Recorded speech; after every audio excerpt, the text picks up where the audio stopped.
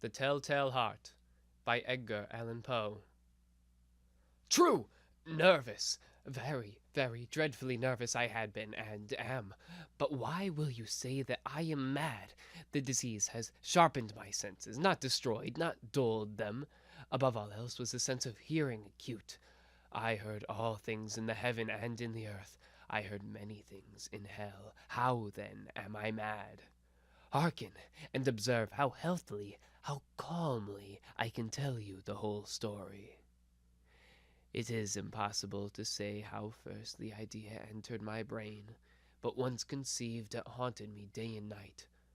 Object there was none, passion there was none. I loved the old man. He had never wronged me, he had never given me insult. For his gold I had no desire. I think it was his eye.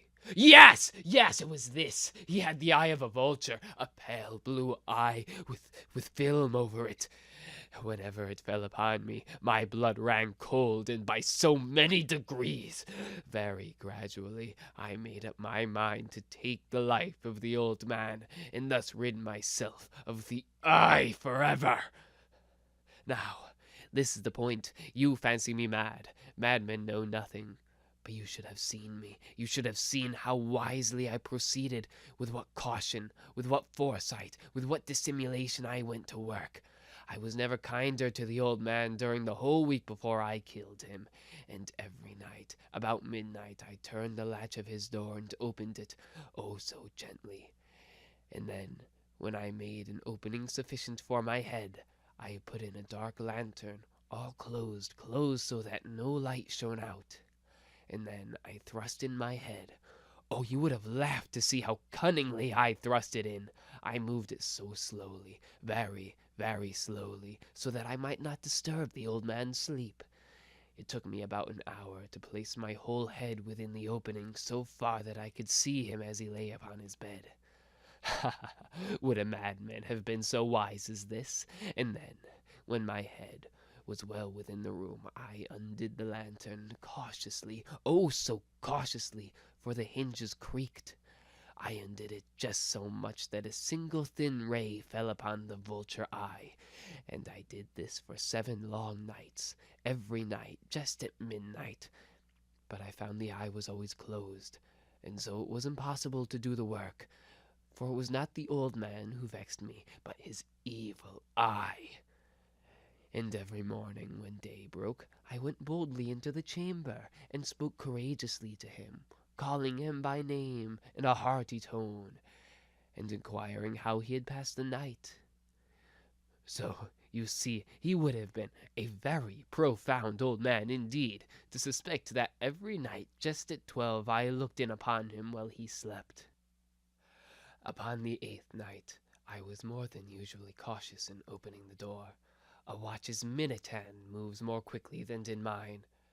Never before that night had I felt the extent of my own powers, of my sagacity. I could scarcely contain my feelings of triumph, to think that there I was, opening the door little by little, and he did not even dream of my secret deeds or thoughts. I fairly chuckled at the idea, and perhaps he heard me, for he moved on the bed suddenly, as if startled. Now, you may think that I drew back, but no. His room was black as pitch, with the thick darkness, for the shutters were close fastened, through fear of robbers, and so I knew that he could not see the opening of the door, and I kept pushing it on steadily.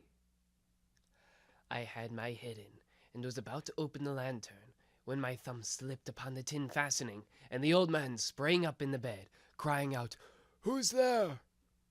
I kept quite still, and said nothing. For a whole hour I did not move a muscle, and in the meantime I did not hear him lie down. He was still sitting up in his bed, listening, just as I have done, night after night, hearkening to the death watches in the wall. Presently I heard a slight groan, and I knew it was the groan of mortal terror. It was not a groan of pain or of grief. Oh no, it was the low stifled sound that arises from the bottom of the soul when overcharged with awe. I knew the sound well.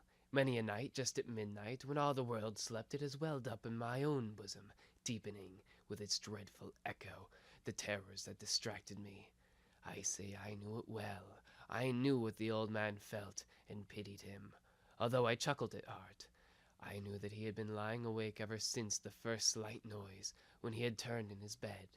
His fears had been ever since growing upon him. He had been trying to fancy them causeless, but could not. He had been saying to himself, "It is nothing but the wind in the chimney. It is only a mouse crossing the floor." Or, "It is merely a cricket that has made a single chirp." Yes, he had been trying to comfort himself with these suppositions, but he had found them all in vain. All in vain, because death, in approaching him, had stalked to this black shadow before him and enveloped the victim. And it was the mournful influence of the unperceived shadow that caused him to feel, although he never saw, never heard, to feel the presence of my head within the room. When I had waited a long time, very patiently, without hearing him lie down, I resolved to open a very, very little crevice in the lantern. So I opened it. You cannot imagine how stealthily, until, at length, a simple dim ray, like the thread of the spider, shot from out the crevice and fell upon the vulture eye.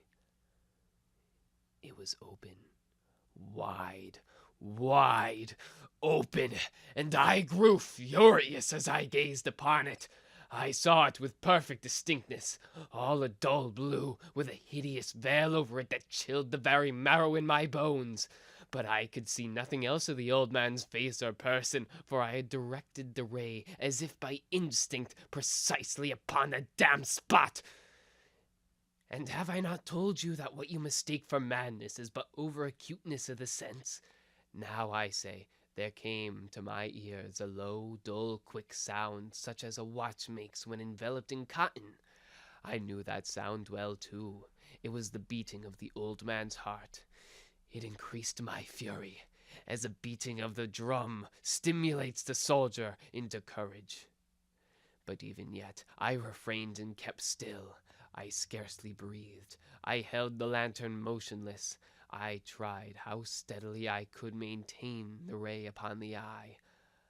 Meantime, the hellish tattoo of the heart increased. It grew quicker and quicker, and louder at every instant. The old man's terror must have been extreme. It grew louder, I say, louder at every moment.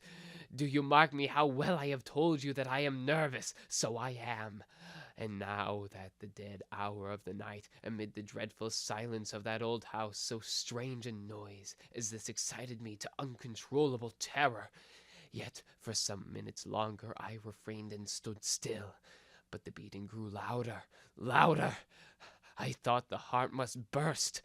And now a new anxiety seized me. The sound would be heard by a neighbor. The old man's hour had come. With a loud yell, I threw open the lantern and leapt into the room. He shrieked once, only once. In an instant, I dragged him to the floor and pulled a heavy bed over him. I then smiled gaily to find the deed so far done. But for many minutes, the heart beat on with a muffled sound. This, however, did not vex me. It would not be heard through the wall. At length, it ceased. The old man was dead. I removed the bed and examined the corpse. Yes, he was stone, dead. I placed my hand upon the heart and held it there many minutes. There was no pulsation. He was stone dead. His eye would trouble me no more. If you still think me mad, you will think so no longer when I describe the wise precautions I took for the concealment of the body. The night waned, and I worked hastily, but in silence.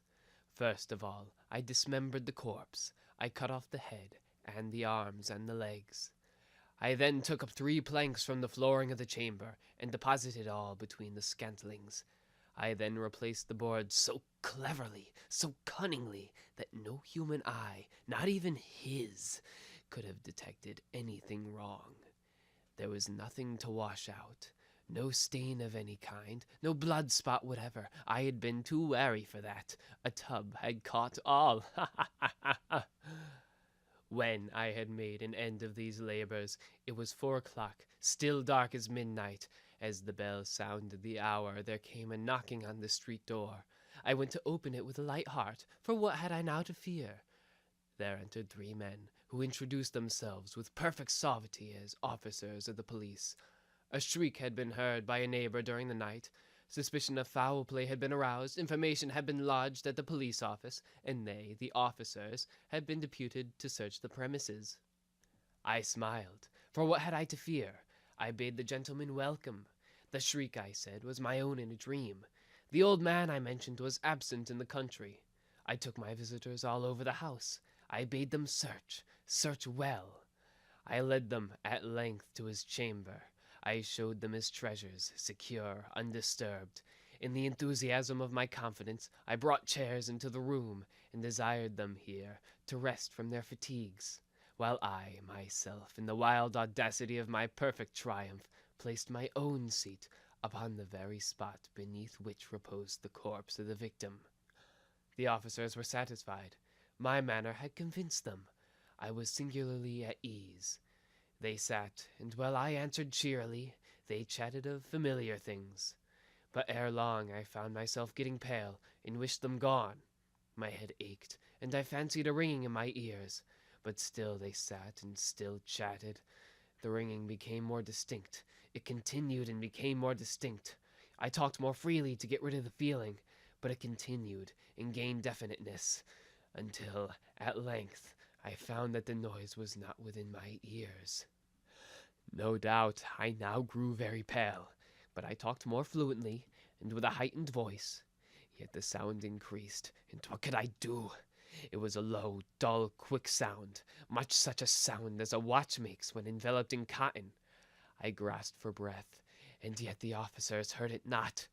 I talked more quickly, more vehemently, but the noise steadily increased.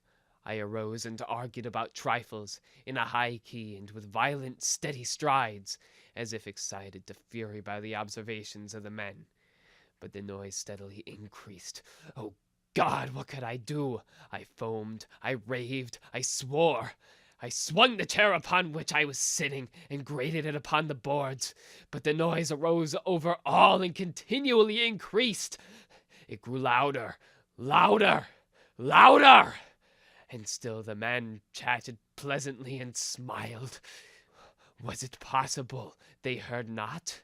Almighty God, no, they heard, they suspected, they knew, they were making a mockery of my horror. This I thought, and this I think. But anything was better than this agony. Anything was more tolerable than this derision. I could bear those hypocritical smiles no longer. I felt that I must scream or die.